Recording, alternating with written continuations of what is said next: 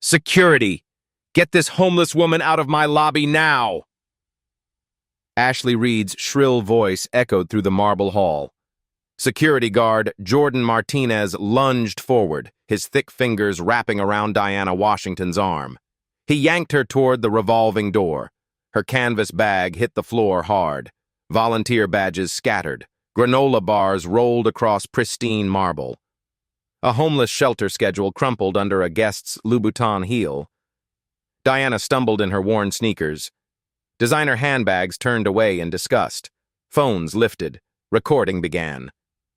The front desk manager crossed her arms, satisfaction spreading across her face. Finally, these people think they can just waltz into a 5-star hotel. 18 minutes. Diana glanced at her hidden Patek Philippe. 18 minutes until she changed everything. This is one of those real-life stories where black stories reveal society's ugliest truths through touching stories that become unforgettable life stories. Have you ever been so underestimated that your enemies destroyed themselves trying to hurt you? Diana steadied herself against the marble pillar. The Grandview Palace Hotel lobby buzzed with tension. 18 minutes had just become 17. "Ma'am, you need to leave immediately." Jordan's voice carried across the space. Other guests paused their conversations. A woman in Chanel clutched her purse tighter. Ashley Reed strutted from behind the mahogany front desk. Her blonde highlights caught the chandelier light. "Sir, thank you for responding so quickly. This individual has been loitering for several minutes." Diana's hoodie hung loose over her frame. 3 days at the homeless shelter had left her exhausted.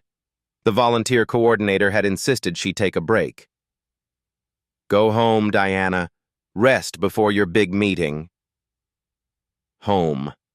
The penthouse suite. 18 floors above this discrimination.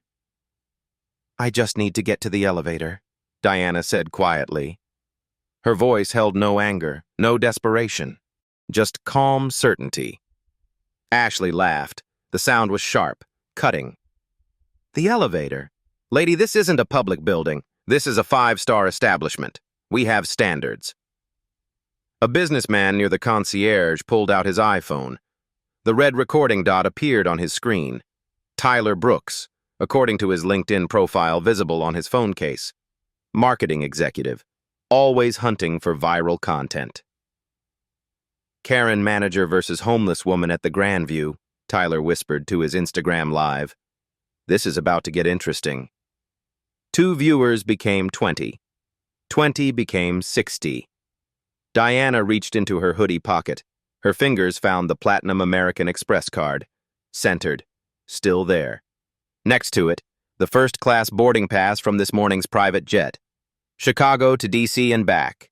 3-hour round trip for a 30-minute meeting with Senator Williams about housing reform. Ashley's eyes narrowed. "Are you reaching for something?" "Jordan, she might have—" "A hotel key card," Diana finished. She kept her hand in her pocket. "For the penthouse conference room." "Right." Ashley rolled her eyes toward the gathering crowd. "And I'm the Queen of England. Jordan, please escort this person out. I have real guests to attend to." The security guard stepped closer. His bulk filled Diana's peripheral vision. On her phone screen, she could see the calendar reminder blinking. Board meeting, 3:18 p.m., penthouse conference room. 16 minutes. Tyler's live stream had climbed to 341 viewers. The comments streamed past. "This is discrimination. Call the police." Poor woman, she seems so calm. "You know what?" Ashley's voice rose another octave. "I'm calling the Chicago PD.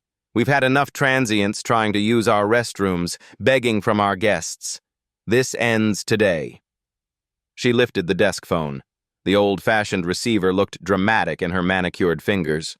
Theater for the growing audience. Diana watched the performance. Ashley was young, maybe 26, fresh from hospitality school. Probably never managed anything larger than a Starbucks before landing this job. She had no idea she was about to end her career in the most public way possible.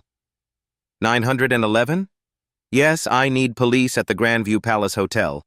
We have a vagrant who refuses to leave the premises.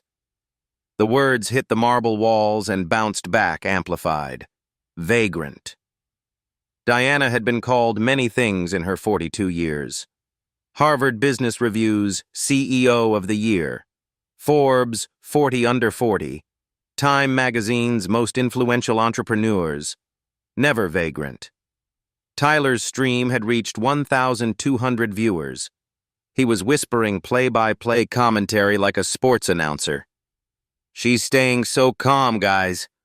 Either she's got nerves of steel, or she knows something we don't. If only he knew. Diana's phone buzzed with a text from her assistant. Morrison Group representatives have arrived. Should I start the meeting without you? She typed back quickly. 5 minutes. Start without me if necessary. D.W. The text signature was automatic. Diana Washington. Few people connected those initials to the woman in the faded jeans. Ashley hung up the phone with theatrical force. Police are en route. Ma'am, you have exactly 5 minutes to leave voluntarily, or you'll be arrested for trespassing. Trespassing, Diana repeated. The word hung in the air. On whose property? Grandview Palace Hotel property. My property. Well, my employer's property. Ashley puffed up with borrowed authority. Diana's fingers traced the outline of her phone. One tap would open the hotel management app. One tap would reveal everything. But timing mattered in these moments. Reveal too early, and the lesson was lost. Too late, and the damage became irreversible. 14 minutes. Jordan moved to her left side. A second security guard, Marcus Thompson, emerged from the elevator bank. The hotel manager, Rebecca Santos, appeared from the administrative offices. Her burgundy blazer and stern expression suggested she'd been briefed on the situation. Diana was now surrounded. Tyler's livestream had exploded to 3,847 viewers. The notifications on his phone were constant. Comments, shares, reactions. Rebecca crossed her arms. I understand we have someone who refuses to leave. That's correct, Ashley said. She claims she has a key card for the penthouse level. Obviously fabricated story, probably planning to rob our guests. The accusations were escalating. Diana felt the familiar calm that preceded her biggest business decisions. The same feeling she'd had before acquiring her first hotel, before testifying to Congress about housing discrimination, before every moment that defined her career. 13 minutes until the meeting that would change everything. Her phone showed 17 missed calls from Morrison Group. The $2.3 billion acquisition was depending on this final signature. But some things mattered more than money. The lobby had transformed into an arena. Hotel guests formed a loose circle around the confrontation. Some pretended to check their phones while recording. Others openly stared. A few whispered among themselves, casting glances at Diana. Rebecca Santos stepped forward, her manager's badge catching the light. Ma'am, I'm going to ask you one final time to leave peacefully. Our guests deserve a comfortable environment. Diana remained still. Her breathing was steady, controlled. She'd learned this technique during her first corporate takeover. Stay calm while chaos erupts around you. Tyler's Instagram Live had reached 8,200 viewers. The comments were flying faster than he could read them. This is insane! Someone help her! Why is she so calm? Plot twist coming. Look at her, Ashley said to Rebecca, loud enough for the crowd to hear. Probably hasn't showered in days. We can't have vagrants disturbing our platinum-level guests. Mrs. Eleanor Hartwell, a regular guest in her 70s, clutched her Hermes bag. Young man, she called to Tyler. Are you recording this? This is exactly what's wrong with society today. Tyler nodded, keeping his phone steady. His viewer count climbed to 11,500. The notifications were constant now, shares, comments, reactions pouring in from across social media platforms. General Manager Paul Mitchell emerged from the elevator, his Navy suit impeccable. He surveyed the scene with the practiced eye of someone who'd handled difficult situations before. His gaze settled on Diana with calculated assessment. "I apologize for this disruption," he announced to the crowd. "We're handling the situation promptly and professionally." He approached Diana directly, his voice lowering to what he probably thought was a compassionate tone. "Miss, I understand you're having difficulties, but this isn't the appropriate place. There are social services that can help you, shelters with resources, mental health counseling." 12 minutes. Diana's phone buzzed again. Another text from her assistant. "Morrison Group asking about delays. Legal team standing by.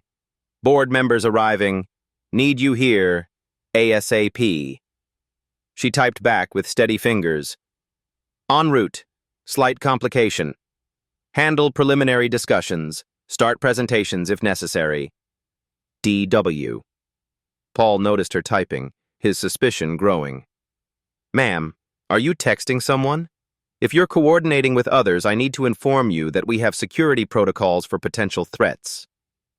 "I'm texting my office," Diana said simply. Ashley let out a bark of laughter that echoed off the marble walls. "Your office? What office would that be? The park bench office? The bus stop conference room? Maybe the subway platform boardroom?" The crowd murmured. A few people chuckled.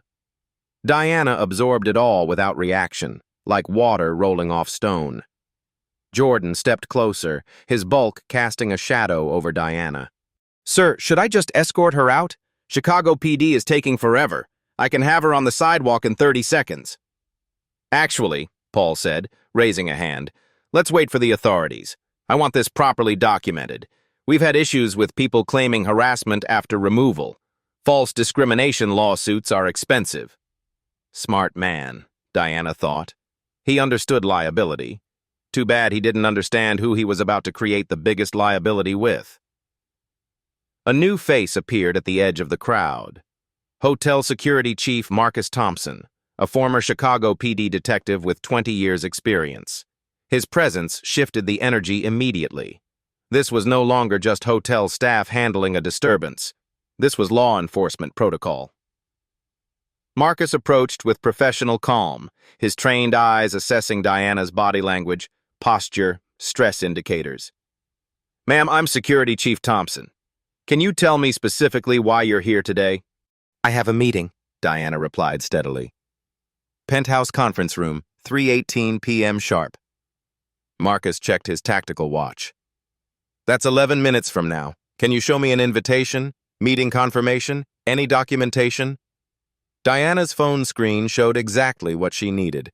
Meeting details, participant list, legal documents, acquisition papers. But she kept the phone in her pocket. Timing mattered more than proof. "The meeting is with Morrison Group representatives regarding the hotel chain acquisition." Ashley's laughter reached a new pitch. "Oh, this is absolutely rich. She's claiming to be part of the Morrison Group deal? That's a $2.3 billion transaction. You know what? This is getting beyond pathetic. This is delusional." Paul's expression hardened, his patience evaporating. "Ma'am, making false claims about business dealings could constitute fraud. Wire fraud, securities fraud. I'm going to have to ask Chief Thompson to detain you until police arrive." Tyler's live stream was exploding beyond his phone's capacity to display numbers. 19,000 viewers and climbing exponentially. The comments were a digital waterfall. She mentioned Morrison Group. $1 billion deal? Something's not right here. Why does she seem so confident? This is either crazy or genius.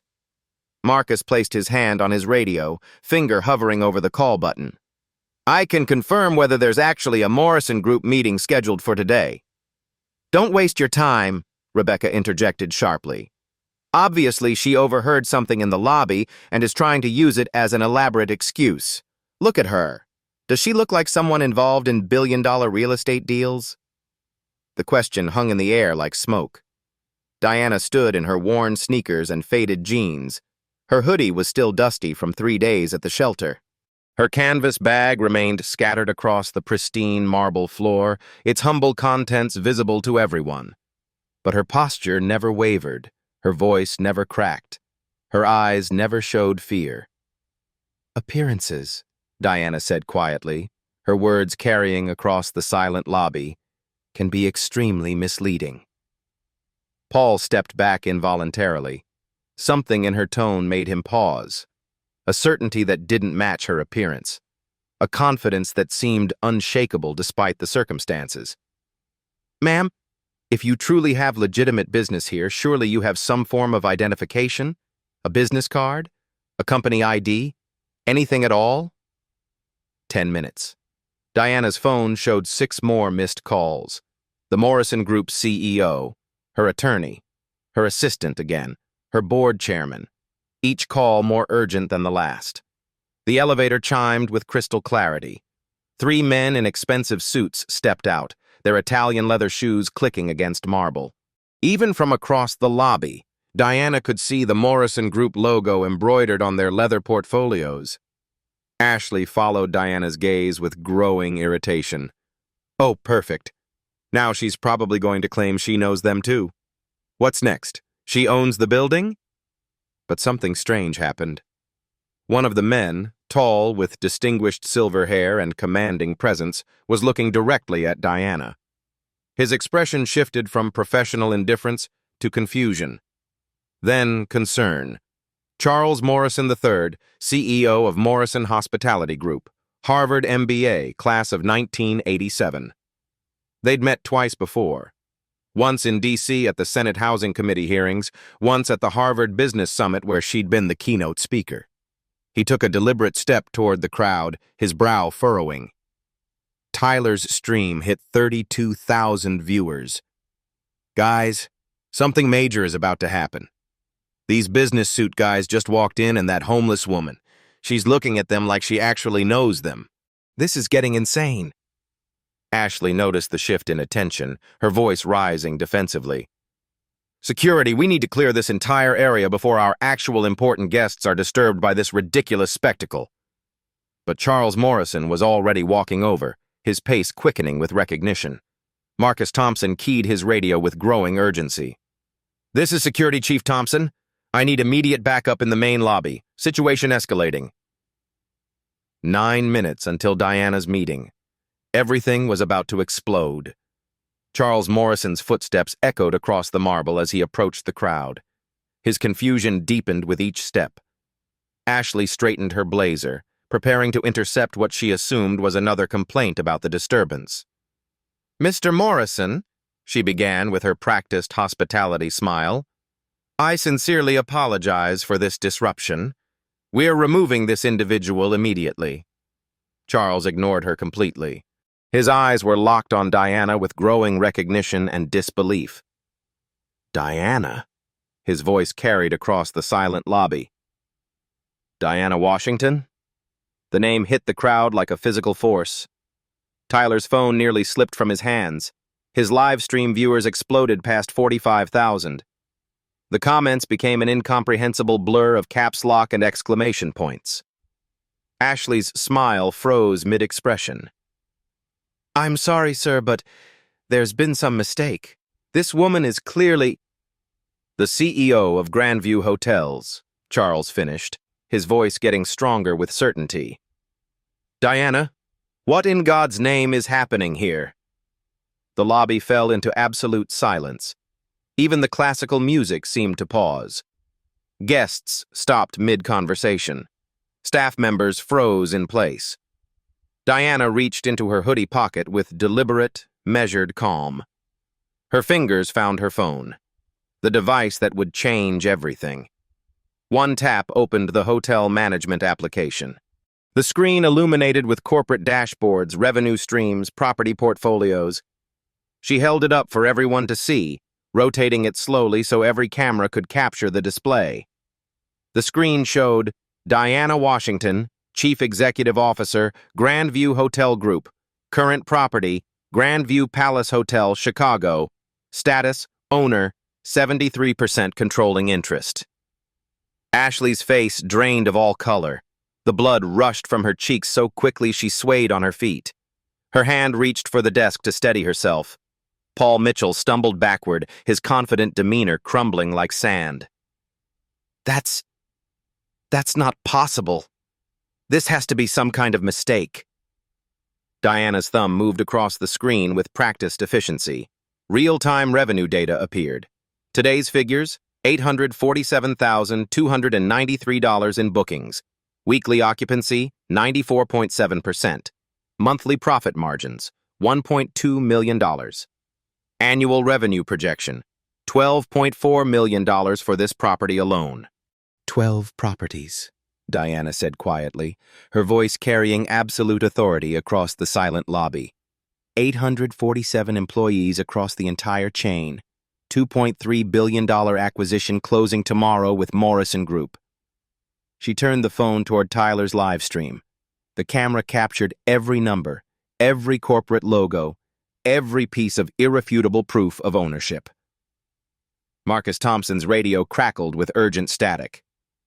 Security, this is management. We show Diana Washington as property owner in our system. Repeat, confirmed property owner. Stand down immediately.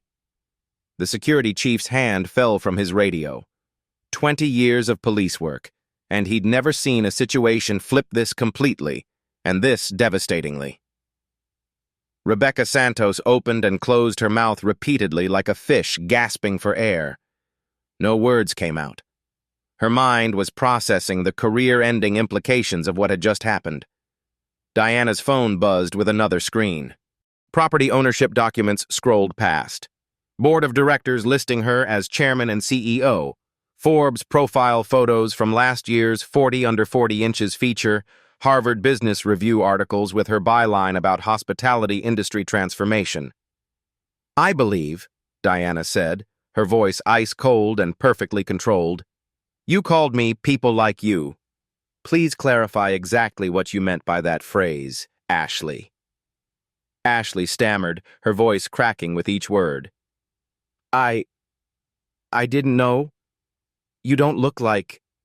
you're dressed like... I thought you were... Like what, Ashley? Diana stepped forward, her presence suddenly commanding the entire space. Like a CEO? Like a property owner? Like someone who signs your paychecks? Or just like a black woman? The question hung in the air like a blade waiting to fall. Tyler's live stream had peaked at 47,000 viewers and was still climbing exponentially. The comments were a digital avalanche. Plot twist of the century. She owns the hotel. Ashley is so fired. This is insane. Best karma ever. Screenshot everything. Charles Morrison reached Diana's side, his corporate composure intact, but his eyes showing complete bewilderment. Diana, I cannot believe what I just witnessed. This is absolutely unacceptable behavior from your staff. It gets significantly worse, Diana replied, scrolling to another screen on her phone. Show them the acquisition clause, Charles. Charles pulled out his own device, navigating to the legal documents with swift precision. The Morrison Group acquisition includes a mandatory recommendation clause. The current ownership team must provide detailed assessment of all staff performance and management quality before closing. Paul Mitchell's face went completely white. He understood immediately. Diana's recommendation could make or break every career in this lobby. Every job hung in the balance. "Oh, God," Rebecca whispered, her voice barely audible. "Oh, my God, what have we done?" Diana opened another application, the hotel's comprehensive security system. Live CCTV feeds from every angle displayed on her screen. 47 cameras captured everything that happened here, full audio and video recording. Every word, every action, every discriminatory statement is documented. She turned to Ashley, who was now shaking visibly, her hands trembling against the marble desk. "You said people like me don't belong here." You called the police on your actual property owner. You accused me of being a vagrant, a criminal, a potential thief. Ashley collapsed into a nearby chair, her legs unable to support her weight. Please, Miss Washington, I had no idea. You have to understand, I thought. I understand perfectly, Diana interrupted, her voice remaining steady and professional. You saw a black woman in casual clothes and made immediate assumptions. Dangerous, career-ending assumptions. She scrolled to one final screen. The acquisition contract with Morrison Group. Tomorrow's closing documents. The $2.3 billion deal that would reshape the entire hospitality landscape. But she hadn't revealed the biggest secret yet. Charles, she said, loud enough for everyone to hear, should we discuss how this incident affects my recommendation for staff retention post-acquisition? Charles nodded grimly. Discrimination lawsuits can kill deals, Diana. Our board takes these issues extremely seriously. Zero tolerance policy. Jordan, the security guard who had physically grabbed her arm, stepped back against the wall. His job was over. They all knew it. Tyler's phone was overheating from the live stream traffic. 52,000 viewers and still climbing rapidly. This was going viral beyond anything he'd ever witnessed. Diana checked her Patek Philippe watch. The expensive timepiece was now visible to everyone, no longer hidden under her hoodie sleeve. 6 minutes until my meeting, she announced clearly. The meeting where I finalize the sale of this hotel chain and decide which employees deserve to keep their jobs under new management. The lobby was completely frozen. 52,000 people watching online. Hotel guests standing in shocked silence. Staff members realizing their careers had just imploded in the most public way possible. Diana had revealed her power, but the most devastating revelation was still coming. Diana walked to the center of the lobby, her worn sneakers silent on the marble. Every eye followed her movement. Tyler adjusted his phone angle to capture what was clearly about to be the climax of his viral live stream. I need to make something absolutely clear before my meeting begins, Diana announced, her voice carrying corporate authority that filled the entire space. She pulled out a sleek laptop from her canvas bag. The same bag Jordan had thrown to the floor. The same bag Ashley had mocked as belonging to a vagrant. Diana opened it on the marble reception desk with deliberate ceremony. The screen projected onto the lobby's large display monitor. Financial data filled the wall-mounted screen in crisp, undeniable detail. Grandview Hotel Group Comprehensive Financial Overview, Diana began, her tone shifting into full boardroom presentation mode. Total portfolio value, $2.3 billion. Annual revenue across 12 properties, $147 million. Ashley gripped her chair arms until her knuckles went white. The numbers were staggering, incomprehensible. This specific property, Diana continued, clicking to the next slide with practiced precision, generates $12.4 million annually. Daily average, $34,000. Hourly revenue, $1,417. Your salary, Ashley, represents 0.02% of daily revenue. The math was brutal, cold, precisely calculated to demonstrate her insignificance. Charles Morrison stepped forward, understanding his crucial role in this corporate theater. Diana, for our acquisition due diligence process, we need to discuss the discrimination liability exposure this incident has created. Diana nodded professionally. Excellent point, Charles. Let me show everyone exactly what that legal exposure looks like. Another click. Legal documents filled the screen in overwhelming detail.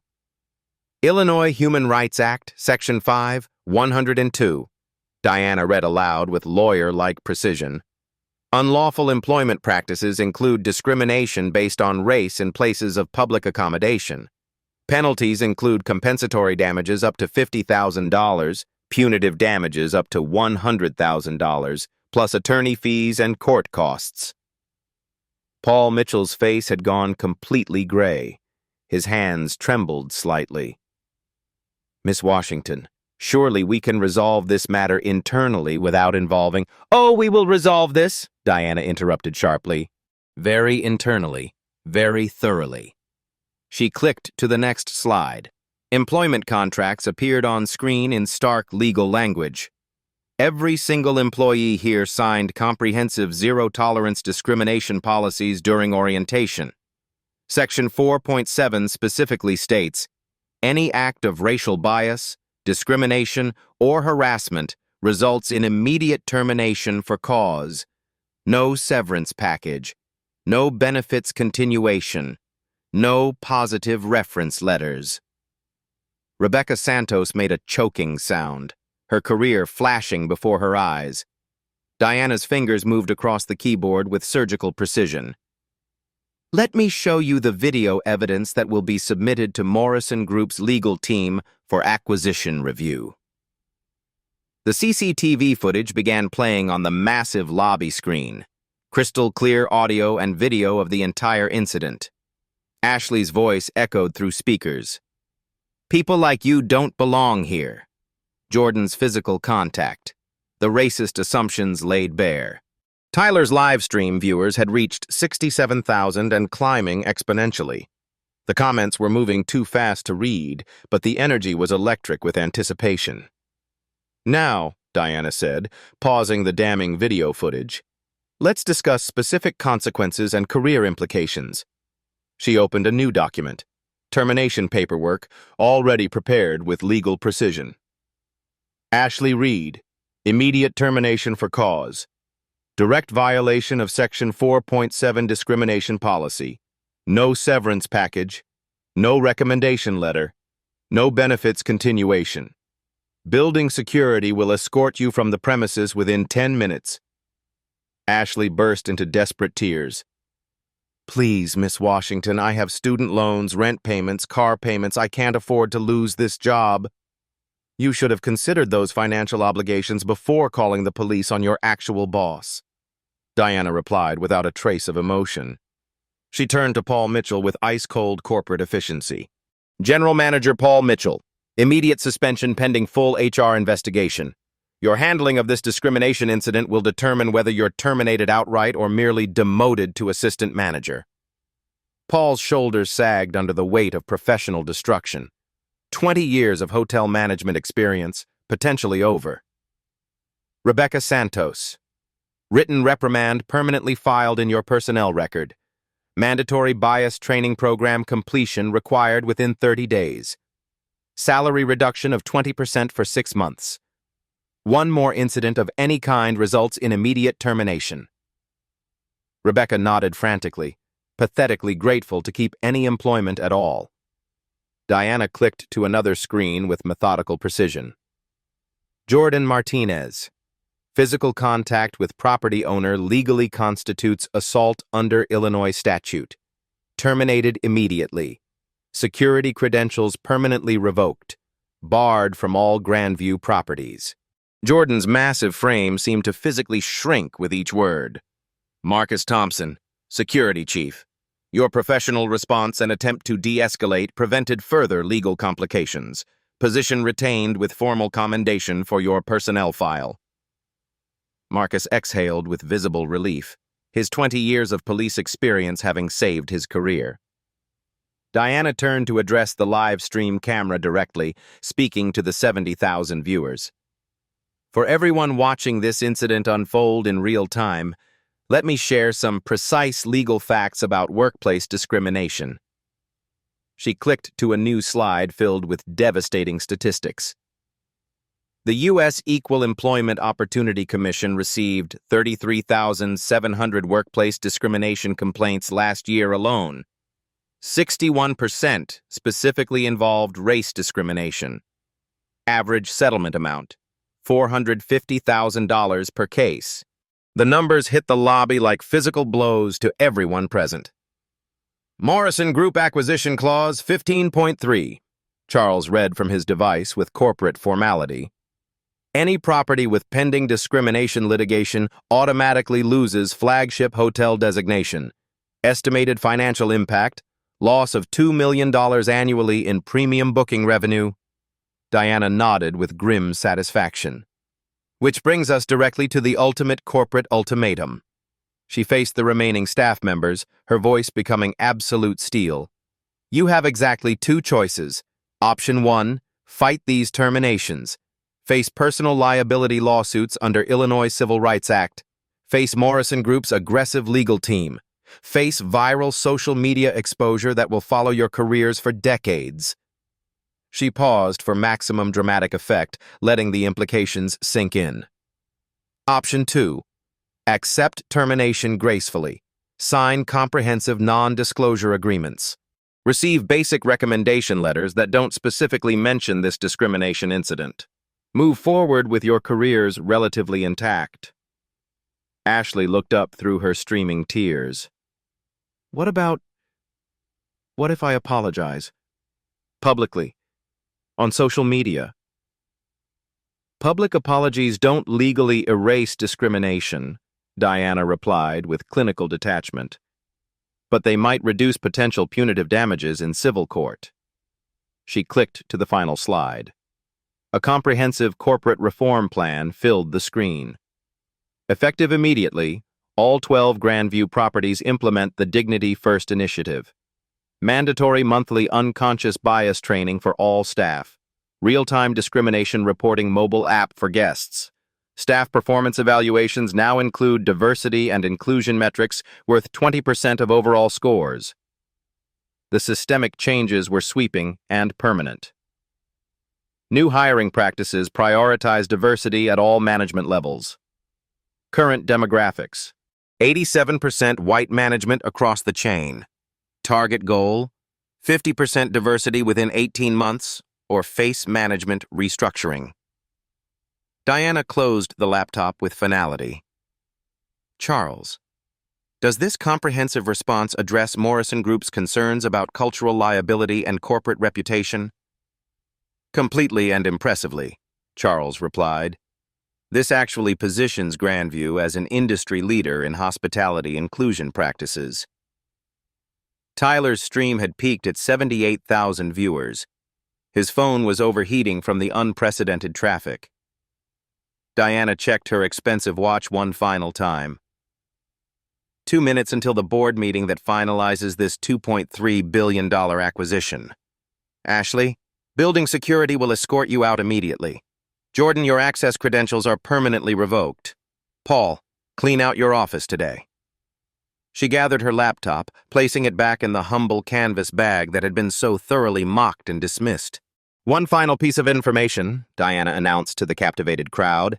This entire incident will become a Harvard Business School case study on unconscious bias in corporate hospitality settings.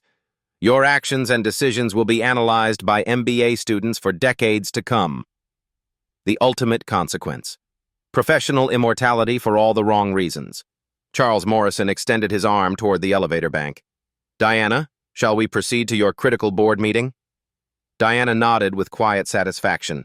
Then she turned back to the lobby one final time. For everyone who recorded this incident, who shared it online, who made it go viral across social media platforms, thank you. Sunlight remains the most effective disinfectant for institutional discrimination.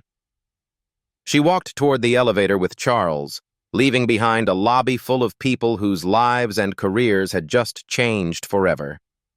The elevator doors closed with mechanical precision. Diana Washington, CEO and owner, disappeared from view. But the corporate reckoning was just beginning. 3 hours later, the Grandview Palace Hotel lobby had transformed completely. The viral livestream had ended, but its impact was just beginning. News vans lined the street outside. Reporters crowded the sidewalk, interviewing witnesses and hotel guests. Ashley Reed sat in her Honda Civic in the parking garage, scrolling through her LinkedIn messages. 17 job rejections already. Her name was trending on Twitter alongside #Grandview discrimination. The video clips were everywhere. TikTok, Instagram, YouTube. Her face frozen in that moment of racist assumption, replaying endlessly. Her phone buzzed with a text from her mother. Ashley, I saw the video. We need to talk. Inside the hotel, interim manager Sarah Chen was implementing Diana's reforms with military precision. Sarah, previously assistant manager, had been promoted within hours. Asian American, MBA from Northwestern, 5 years of hospitality experience. Everything Ashley wasn't. All staff report to the conference room, Sarah announced over the intercom. Mandatory meeting regarding new policies. The remaining employees filed in nervously. Housekeeping staff, bellhops, concierge team, restaurant workers. Everyone who had witnessed the lobby incident, plus those who had only heard whispers. Sarah stood at the front, flanked by 2 HR consultants Diana had flown in from headquarters. Effective immediately, we're implementing comprehensive changes. She clicked to the first slide. The Dignity First Initiative logo filled the screen. Rule 1. Every guest receives identical treatment regardless of appearance, clothing, race, or perceived economic status. No exceptions, no assumptions. Murmurs rippled through the room. This seemed obvious, but apparently it needed stating. Rule 2. Monthly bias training is now mandatory for all positions. Missing a session results in written warning. Missing 2 sessions results in termination. The housekeeping supervisor raised her hand. What if we have scheduling conflicts? Training is offered in English, Spanish, and Polish. Morning, afternoon, and evening sessions. No acceptable excuses for absence. Sarah clicked to the next slide. A mobile app interface appeared. This is the Guest Dignity Alert System. Any guest who experiences discrimination can report it instantly. Anonymous or identified. GPS tagged to specific hotel areas. Management receives immediate alerts. The implications were clear. Big Brother was watching. Everyone would be accountable. The app also allows employees to report witnessed discrimination. Protecting discriminatory colleagues is now grounds for termination. Fear and accountability mixing in equal measure. Meanwhile, in the penthouse conference room, Diana was concluding her acquisition meeting. The Morrison Group executives sat around a mahogany table, legal documents spread before them. The discrimination incident actually strengthens our position, Charles Morrison was explaining to his board via video conference. Diana's response demonstrates crisis management excellence, swift action, comprehensive reform, minimal legal exposure. Diana signed the final documents. The Grandview chain officially transfers to Morrison Group at midnight. All diversity initiatives remain binding contractual obligations. She slid the papers across the table. $2.3 billion changing hands with the stroke of a pen. What about the staff terminations? Asked Morrison's legal counsel. Ashley Reed has been permanently terminated. Jordan Martinez banned from all properties. Paul Mitchell will be transferred to a smaller property as assistant manager after completing sensitivity training. Diana's phone buzzed with updates from Sarah downstairs. The reforms were proceeding smoothly. Back in the staff meeting, Sarah was unveiling the new hiring policies. Management positions now require diversity and inclusion certification. We're partnering with Chicago State University and the University of Illinois to recruit qualified candidates from underrepresented communities. The changes were systemic, not superficial. Starting salaries for management trainees increased by 15%. We're investing in talent development, not just profit margins. A young black bellhop named Marcus raised his hand. Does this mean there are advancement opportunities for current staff? Absolutely. Internal promotion is now prioritized. We're creating leadership development tracks for high-performing employees regardless of educational background. Hope was replacing fear in the room. Sarah clicked to financial data. This hotel's revenue increased 12% last quarter. Diverse management teams perform better. This isn't charity, it's smart business. The numbers supported the narrative. 3 floors below, Tyler Brooks was editing his viral video for maximum impact. His original live stream had been viewed over 2.3 million times. News outlets were licensing the footage. His phone hadn't stopped ringing with interview requests. But Tyler was focused on the story's deeper meaning. He was creating a 30-minute documentary about unconscious bias in hospitality. The Grandview incident was becoming a case study. His editing timeline showed the transformation. Ashley's racist assumptions, Diana's calm dignity, the shocking revelation, the corporate accountability. A complete narrative arc. "This is bigger than one hotel," Tyler was telling CNN's producer over the phone. "This is about how we see each other, how we make assumptions, how power structures can perpetuate or eliminate discrimination." By evening, the reforms were already showing results. The first day under the Dignity First initiative had passed without incident. Guest satisfaction scores were actually higher. People appreciated the visible commitment to equality. Diana returned to the lobby at 7 p.m., now wearing a business suit. The transformation was complete. She surveyed her former property one last time. Sarah approached with a tablet. "Miss Washington, today's incident reports. 0 discrimination complaints. 15 positive feedback responses about staff courtesy. Employee morale? Mixed but improving. The terminated staff members have been replaced with temporary managers from our diversity recruitment pipeline. Training compliance is 100%. Diana nodded. "The legal department?" "No lawsuits filed. Ashley Reed signed the non-disclosure agreement in exchange for a neutral reference letter. Jordan Martinez is considering legal action, but his attorney advised against it given the video evidence. The legal exposure had been minimized through swift action." Diana's phone showed LinkedIn notifications. Articles were already being published. How one CEO turned discrimination into industry reform. The Grandview model, corporate accountability in action. From viral incident to systemic change. The story was spreading beyond entertainment into business strategy. "Sarah, you have full authority as hotel manager. Morrison Group will maintain all diversity initiatives. This property will become a model for the entire hospitality industry." Diana walked toward the exit, her work complete. Behind her, the Grandview Palace Hotel was becoming something new, something better. The discrimination that had started as an ending was becoming a beginning. 6 months later, Diana Washington stood before a packed auditorium at Harvard Business School. Her story had become required reading in corporate ethics courses. The Grandview incident was studied in MBA programs across the country. "Discrimination isn't just morally wrong," she told the students. "It's economically destructive. Companies that embrace authentic diversity outperform their competitors by 35%. The audience was riveted. These future business leaders were learning that dignity and profit weren't mutually exclusive. Behind her, slides showed the transformation data. Grandview Hotels had become the fastest-growing hospitality chain in the Midwest. Guest satisfaction scores had increased by 42%.